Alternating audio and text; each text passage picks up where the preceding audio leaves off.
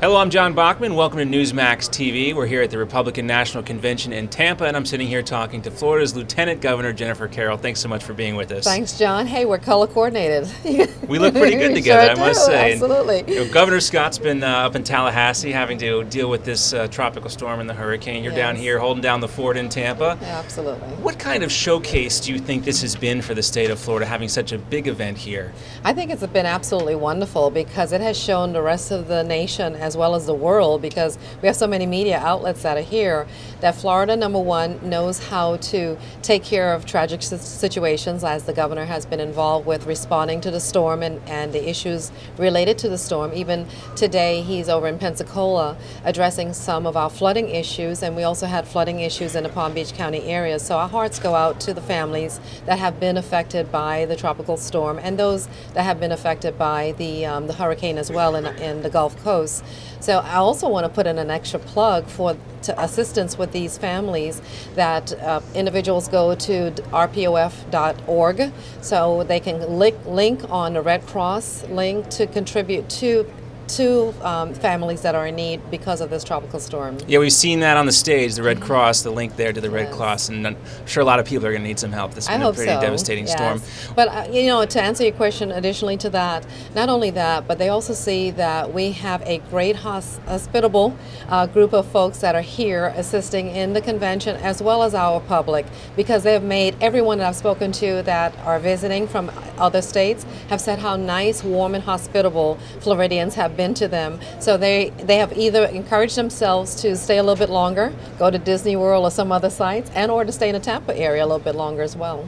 So we're going to hear from some pretty prominent Floridians tonight taking the stage. Before we hear from Mitt Romney, we're going to hear from Rubio, and we're going to hear from Jeb Bush. What do you hope to hear from those two gentlemen?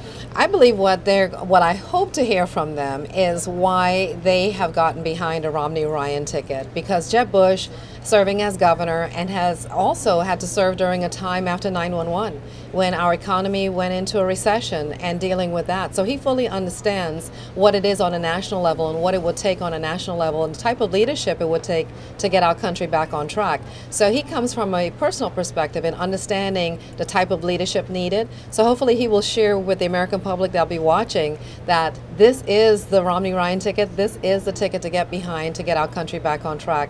And with Rubio, he comes from this great state of Florida. I served with him when he was Speaker of the Florida House. He's a great leader serving in the Senate. He knows the obstacles that we've faced in the Senate. He knows the obstacles we've faced with the administration. So he clearly can inform individuals why he also support the Romney-Ryan ticket, and I think that will go a long ways. And we heard from Congressman Ryan last night. Those Americans who don't follow politics as closely as you and I do are kind of meeting him for the first time. Did he hit it out of the park? He knocked it way out of the park. Home run. If we had all bases loaded, we'd be winning the game right about now.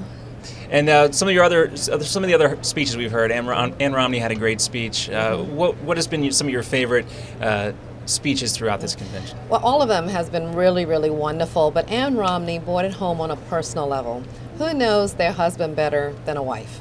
And she was able to break it down and let us see from a human point of view, and a wife, a mother, someone that has been with him from day one, for many, many years of marriage, whether ups and downs, and starting from, you know, very menial amounts of money and income, etc. All the people want to paint them as being this rich couple, and they started out this way. They had to work for it. And so she really humanized, I believe, Governor Romney in the eyes of many that may not have thought that he was so compassionate, and then her compelling story with regards to who the real Mitt Romney is from her point of view. So I thought that was very important for individuals to see, and she succinctly stated that in a very calm but sincere manner. And unfortunately for Governor Romney, he has to follow up on all of that. He certainly does, but he's up to the challenge. And what do you want to hear from Governor Romney tonight about the kind of man he is and about the kind of success he's had in his life? I think we know the kind of man, and we know his successes. I think what he really needs to tell the American public is why he is the one that they should get behind and support. With his background, his knowledge, his experience, and this country, what we're facing right now, and his goals and directions to bring this country out of an economic downfall that we're in, and share with the American people why they should trust him to do so. If he delivers that, he also knocks it out of the ballpark. Well, tens of millions of people will be tuning in tonight to hear that. Absolutely. We're all anxiously waiting to see what he says. Jennifer, Carrol, thanks so much for being with us It was my today. pleasure. Thank you. And thanks for watching Newsmax TV.